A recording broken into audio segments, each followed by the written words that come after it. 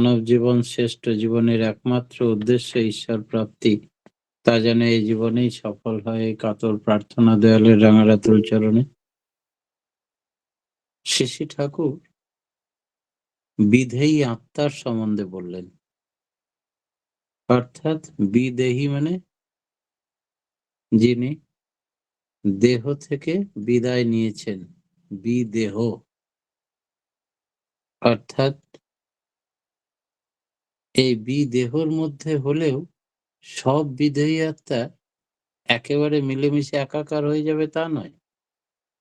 প্রত্যেকের দেহ বা মূর্তি থাকতে যেমন ভাব, ভাষা, ব্যবহার, বৈশিষ্ট্য, চালচলন, আচার আচরণ, রুচি পছন্দ ইত্যাদি ছিল, দেহ ত্যাগ করার পরেও সেই আত্মার সেই কালচার, সংস্কার, রুচি পছন্দ থাকে। তাই প্রত্যেকের স্ব বৈশিষ্ট্য থাকে। মানুষ মরে গেছে মানে সব একাকার মিশে যাবে তা নয়। এই ভাবদেহ বলা হয় তখন তাকে। এই ভাবদেহ একটা মূর্তি আছে। কথার মূর্তিটা যেন টার্নিং, সঙ্গ গতিওয়ালা। রিসিভিং সেন্টারে গ্রাহক কেন্দ্রে রিপ্রোডাক্টেড অর্থাৎ পুনঃসৃজন হবার জন্য এই বিদেহ আত্মা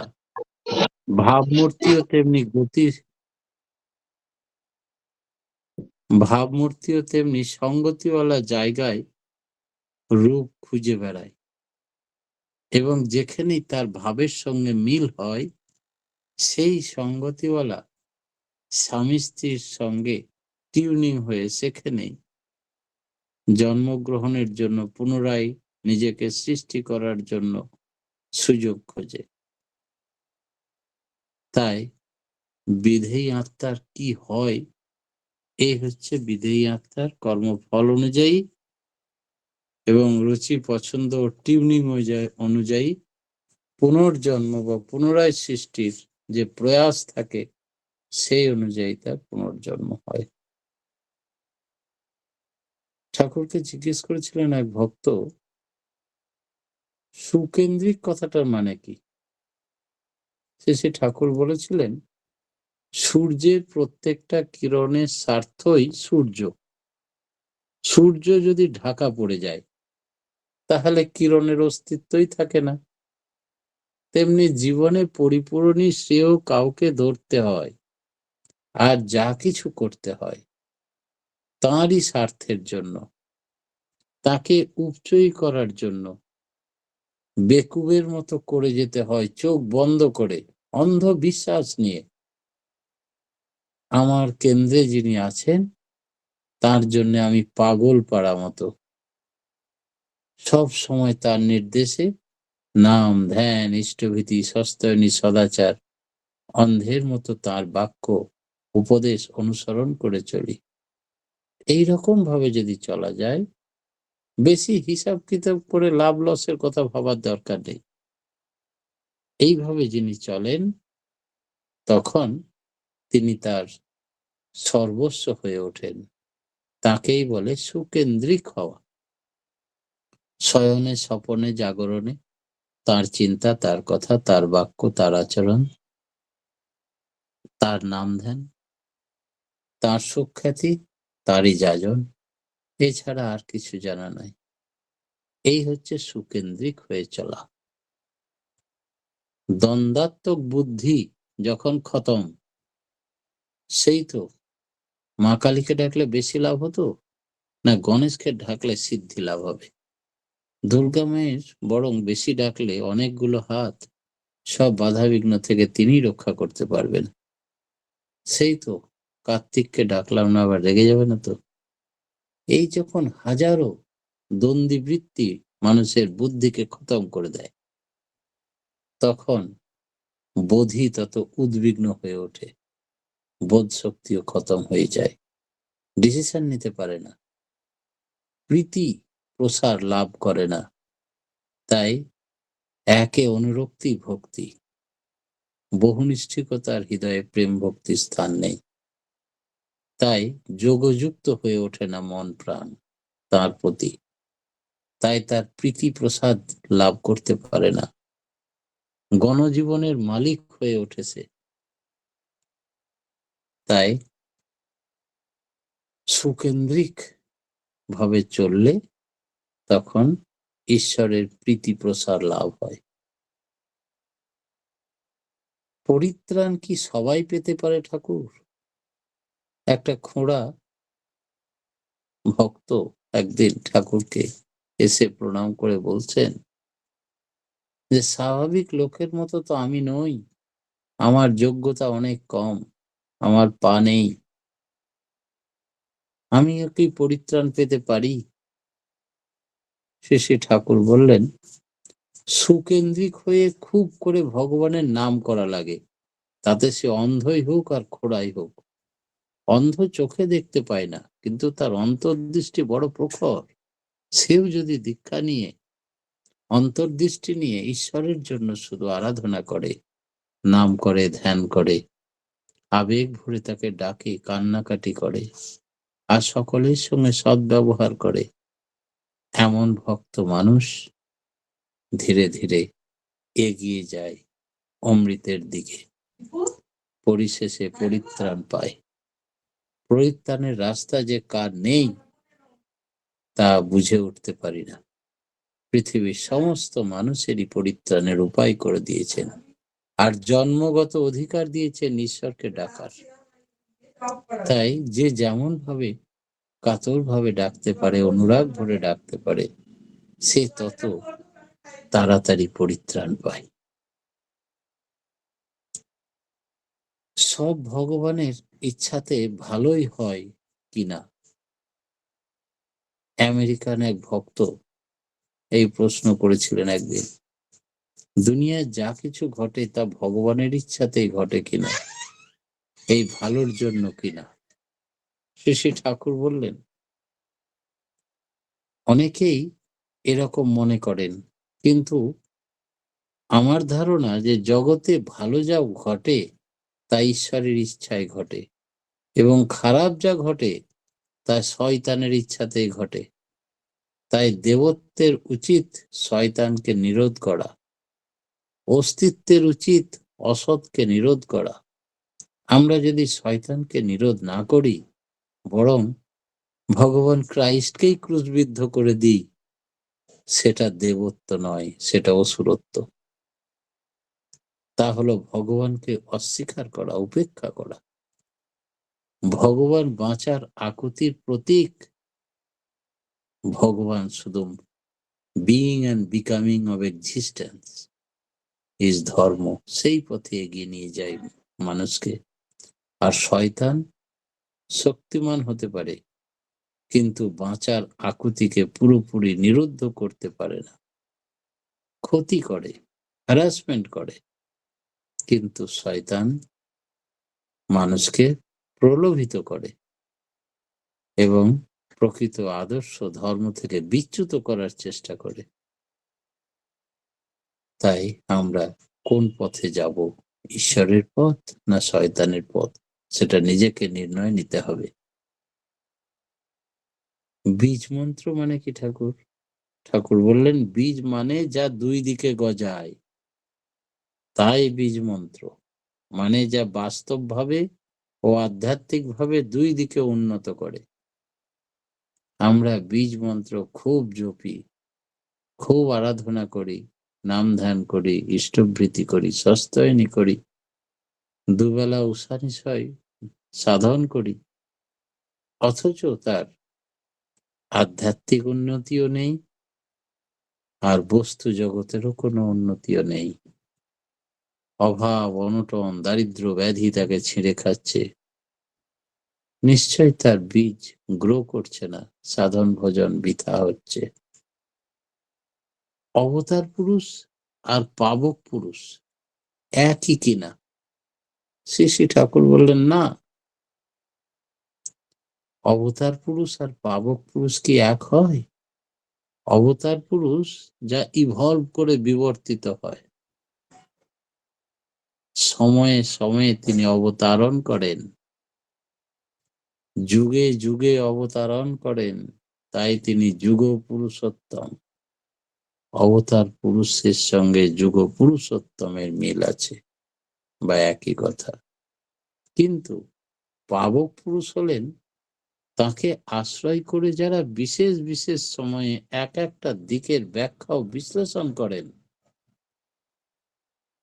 ঠাকুরের এক একটি বিষয় নিয়ে খুব সুন্দর ব্যাখ্যা এবং বিশ্লেষণ করে যারা ইষ্ট প্রসঙ্গ করছেন, তাদের এই বিশেষ বিশেষ সময়ের ইষ্ট প্রসঙ্গ শুনে, ব্যাখ্যা শুনে মানুষ মোহিত হয়ে যায়, প্লাবিত হয়ে ওঠে। তারাই হচ্ছেন পাবক পুরুষ। তাই অবতার পুরুষে এবং পুরুষোত্তমে মিল থাকলেও, সুসংগতি থাকলেও, পাবক পুরুষ হচ্ছে এই অবতার মহাপুরুষেরই আশ্রয় করে যারা বিশেষ বিষয়ে দিকপাল হয়ে তার ব্যাখ্যা বা বিশ্লেষণ করেন, তারাই পাবক পুরুষ। একজন জিজ্ঞাসা করলেন, বিভিন্ন বারে যারা আছেন তারা কি একই সত্তা? এই যত অবতার মহাপুরুষ বিভিন্ন যুগে, বিভিন্ন সময়ে, বিভিন্ন ভেষে, বিভিন্ন দেশে এসছেন, তারা কি একটাই সত্তা তাদের? শ্রী শ্রী ঠাকুর বললেন, তদাত্মানম সৃজম্যহম, অর্থাৎ আমি নিজেকে তখন সৃষ্টি করি। অর্থাৎ একজন আত্মা, একজন সত্তা, তিনি বারবার আসেন। ধর্মের গ্লানি হলে তিনি তখন নিজেকে নতুন নতুন রূপে সৃষ্টি করেন। ভগবান শ্রীকৃষ্ণ গীতা। ভক্ত জিজ্ঞেস করছে, ধর্মের গ্লানি হলে তো তিনি আসেন। শ্রী শ্রী ঠাকুর বললেন, ধর্মের গ্লানি মানে কি জানো? অর্থাৎ সত্তার গ্লানি, অর্থাৎ সত্তার ধৃতি যেখানে ব্যাহত হয়, তখন সবার মধ্যে ত্রাহি ত্রাহি রব জাগে। তখন আর্জ বা আকুতিগুলি তখন কনসেন্ট্রিক বা সুকেন্দ্রিক হয়ে ওঠে। যেখানে যে পেয়ারে, জুটিতে সেইটি সংহত হয়ে ওঠে, তাদের মধ্য দিয়েই তিনি আবির্ভূত হন। জ্ঞান বাড়লে দুঃখ বাড়ে কিনা? জ্ঞান বাড়া মানে তো দুঃখ বাড়া নয়, বরং অজ্ঞানতায় দুঃখ। সে দুঃখ এ দুঃখ নয়। বিধাতাকে, স্রষ্টাকে পাওয়ার যে আকুলতা, ব্যাকুলতা, না পাওয়ার যে বিরহ বেদনা, সেই দুঃখ হয়তো বাড়ে। সে দুঃখ নিজেকে বিবর্তিত করে, উন্নত করে। এমনি করেই মানুষ বিবর্তিত হয়। আগে দুঃখ কি সেটা বোঝা দরকার। প্রকৃত দুঃখ হলো কোনো অবস্থায় পড়ে তার নিস্তারের পথ কি তার সন্ধান না পেয়ে মানুষ যখন কাঁদে। আর দুঃখ হলো তাই যাতে বিস্তার ও বিকাশের স্বচ্ছন্দ গতি দুরূহ হয়ে ওঠে। পথ জানা থাকলে, জ্ঞান থাকলে মানুষ সেইভাবে চেষ্টা করতে পারে, তখন অত দুঃখ থাকে না। সমস্ত দুঃখের ফাঁস বা বন্ধন কেটে যায়। তাই জ্ঞান বাড়লে, খুব জ্ঞানী মানুষ যারা, তাদের ঈশ্বর প্রাপ্তির আকুতি বা প্রচেষ্টায় দুঃখ, বিরহ বেদনা দুঃখ। এছাড়া কোনো বস্তু বা কোনো ব্যক্তি বা পার্থিব কোনো জগৎ তাকে দুঃখিত করতে পারে না। বরং জ্ঞানী ব্যক্তির কি হয়, দুঃখকে আনন্দ রূপে মেনে নিতে পারে। তাই দুঃখ দুঃখিত হয়ে ফিরে যায় তার কাছে, তাকে দুঃখ দিতে পারে না। একে বলছে ক্লেশ ও সুখ প্রিয়তা। সাধু মানে কি গৃহী না সন্ন্যাসী? ঠাকুর বললেন, বেশিরভাগ লোকের ধারণা সাধু মানে গৃহী নয়, সন্ন্যাসী। আমাদের আদর্শ যারা সবাই গৃহী। রামচন্দ্র গৃহী ছিলেন, ভগবান শ্রীকৃষ্ণ গৃহী, বৈশিষ্ট্য মুনির গৃহী ছিলেন, ব্যাসদেব গৃহী। সাধু হতে গেলে ঘর ছাড়া লাগবে, এ কথা ঢোকানোর কথা। এটা লোকে নিজেদের ইচ্ছা মতো একটা ধারণা করেছে, এ আমাদের নিজস্ব বানানো কথা। চৈতন্যদেব বলেছেন, সন্ন্যাস লইনু যবে ছন্ন হইল মন, কি কাজ সন্ন্যাসে মোর প্রেম প্রয়োজন। চৈতন্য চরিতামৃত। সন্ন্যাস লইনু যবে ছন্ন হইল মন, ছন্ন ছাড়া মন হয়ে গেল সন্ন্যাস নিয়ে। কি কাজ সন্ন্যাসে মোর প্রেম প্রয়োজন। প্রেমিক মানুষ হলেই, সংসারে থেকেই সাধু হয়ে কাজ করলেই ভালো। সৎ অসতের ঊর্ধ্বে চরম অবস্থা কিছু আছে কিনা একজন ভক্ত একদিন জিজ্ঞেস করেছিলেন ঠাকুরকে। সৎ অসতের ঊর্ধ্বে অ্যাবসলিউট স্টেট, চরম অবস্থা, সে সৎ বোঝে না, অসৎ বোঝে না, এরকম কোন অবস্থা আছে কিনা। শ্রী ঠাকুর বললেন, সেটা হলো প্রিমিটিভ স্টেজ, আদিম অবস্থা, যেখান থেকে সৃষ্টি উদ্ভিন্ন হয়ে উঠল। কিন্তু আমরা তা হতে চাই না, আমরা সেটা উপভোগ করতে চাই। তাই মুক্তি বাঞ্ছা কৈতব প্রধান, আমাদের ভেতর আগুনের কনস্টিটিউশন আছে। আমরা নিজেদের এমনতর ভাবে নিয়ন্ত্রণ করতে পারি যাতে হয়তো আগুন হয়ে উঠতে পারি। এইভাবে জল, মাটি, তেজ, বায়ু, অর্থাৎ যা কিনা আমাদের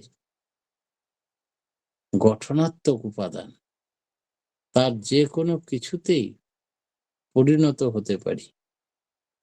এখনই মাটির মানুষ হয়ে যায়, এখনই রাগ গলে জল হয়ে গেল, এখনই রেগে তেজ বার হচ্ছে অগ্নিগর্ভ। এইসব আমাদের গঠনের যে পাঁচটা তুক, পাঁচটা উপাদান, ক্ষিতি, অব, তেজ, মরুদ, বোম, এগুলো যে কোনো সময় আমাদের ভেতরে চরম প্রকাশের মাধ্যমে পরিণত দেখা যায়। কিন্তু তাতে কোনো লাভ হয় না, সেগুলো নিয়ন্ত্রণে রেখে উপভোগ করাই লাভজনক। পরমপিতা কে?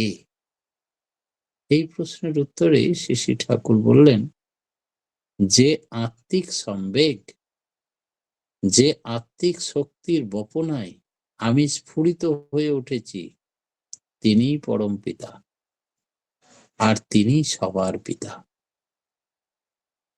যিনি সকলের স্রষ্টা। কিভাবে সৃষ্টি করলেন? আত্মিক সম্বেগ এবং আত্মিক শক্তির বপনায় তিনি স্ফুরিত করেছেন আমাকে, তাই তিনি পরম পিতা আর সবার পিতা।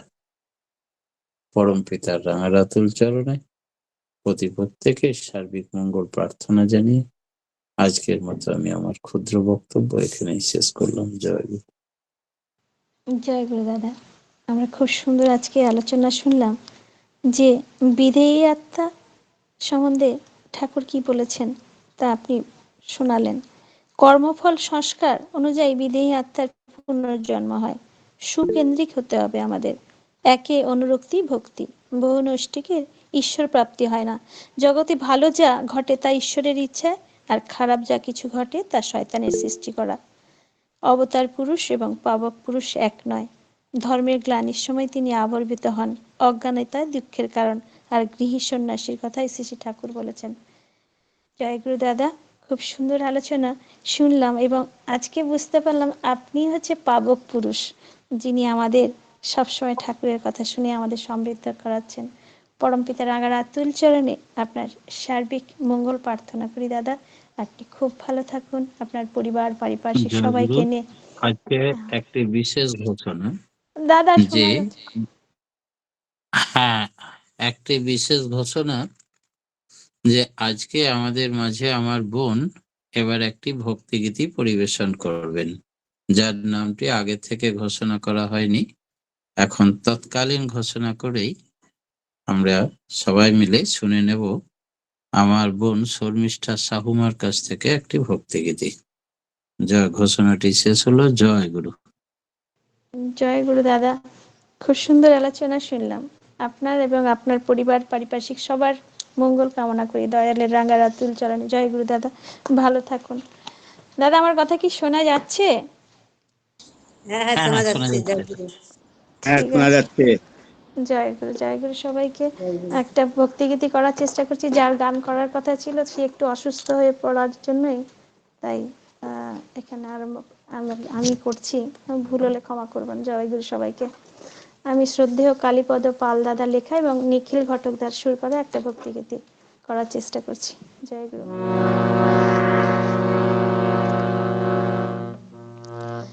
আধার জীবন ভরলো আলো, ঘুচলো যে কাল রাতে,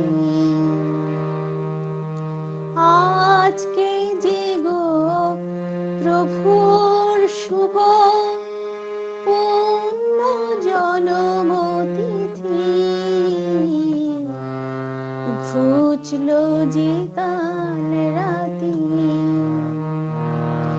আধার জীবন ভরলো আলোয়, ঘুচলো যে কাল রাতে, আধার জীবন ভরলো আলোয়, ঘুচলো যে কাল রাতে, আজকে যে গো প্রভুর শুভ পুণ্য জনম তিথি, ঘুচলো যে কাল রাতে।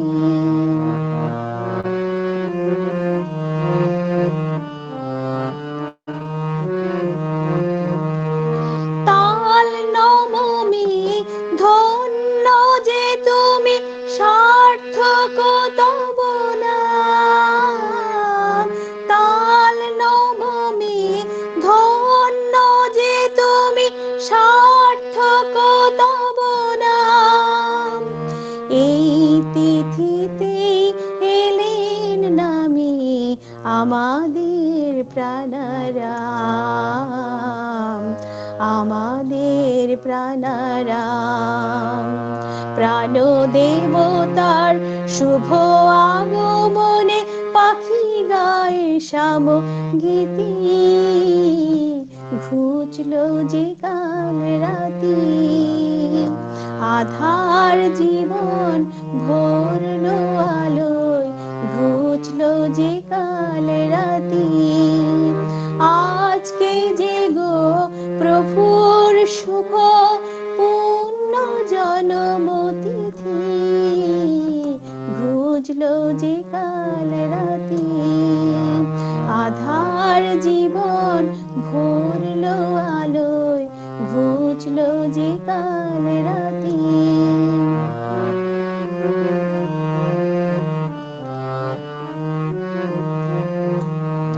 ভাদ্রের বুক ভরা গৌরবে, নদ নদী ভরা জলে, প্রকৃতি নারী সাজে সবুজেতে, রূপের আলো জলে। ভাদ্রের বুক ভরা গৌরবে, নদ নদী ভরা জলে, প্রকৃতি নারী সাজে সবুজেতে, রূপের আলো জলে। হৃদয় সবার নাচে আনন্দে, হৃদয়েশ্বরেতে, হৃদয় সবার নাচে আনন্দে, হৃদয়েশ্বরেতে, দিনমণি হাসে কতই খুশিতে সোনার কিরণ ছড়ায়ে, সোনার কিরণ ছড়ায়ে। পত্রে পুষ্পে শোভে মন্দির, জলে ধূপ দীপ বাতি, ঘুচলেও যে কাল রাতি। আধার জীবন ভরলো আলোয়, ঘুচলো যে কাল রাতি। আজকে যে গো প্রভুর শুভ পূর্ণ জন্মতিথি, ঘুচলো যে কাল রাতি। আধার জীবন ভরলো আলোয়, ঘুচলো যে কাল রাতি। আধার জীবন ভরলো আলোয়, ঘুচলো যে কাল রাতি। জয় গুরু দাদা, জয় গুরু সবাইকে। বাহ, অপূর্ব অপূর্ব। কথাগুলো যত সুন্দর, গানটাও তত মিষ্টি করে খুব সুন্দর গাওয়া হয়েছে। আমরা সকলেই খুব সমৃদ্ধ হলাম, উন্নত হলাম এবং অন্য জগতে অল্পক্ষণের জন্য হলেও পাড়ি দিলাম। ভাবছিলাম গানটা যেন আর শেষই না হয়। খুব তন্ময় হয়ে শুনছিলাম। পরম পিতার রাঙারাতুল চরণে আমরা সকলে মিলে সার্বিক কল্যাণ প্রার্থনা করব, যেন সারা জীবন সুখে শান্তিতে আনন্দে ভরপুর হয়ে থাকো তুমি পরম পিতাকে মাথায় নিয়ে সারাটি জীবন, সপরিবার সপরিবেশ। দীর্ঘায়ু নিরোগ জীবন লাভ হোক, পরম পিতার কাছে একান্ত প্রার্থনা। আর আমাদের মাঝে মাঝে মাঝেই আমরা আশা রাখবো এরকম ভক্তিগীতি পরিবেশন করে সকলকে আপ্লুত করে তুলতে। জয় গুরু, জয় গুরু। জয় গুরু দাদা, জয় গুরু। জয় গুরু, সবাইকে জয় গুরু।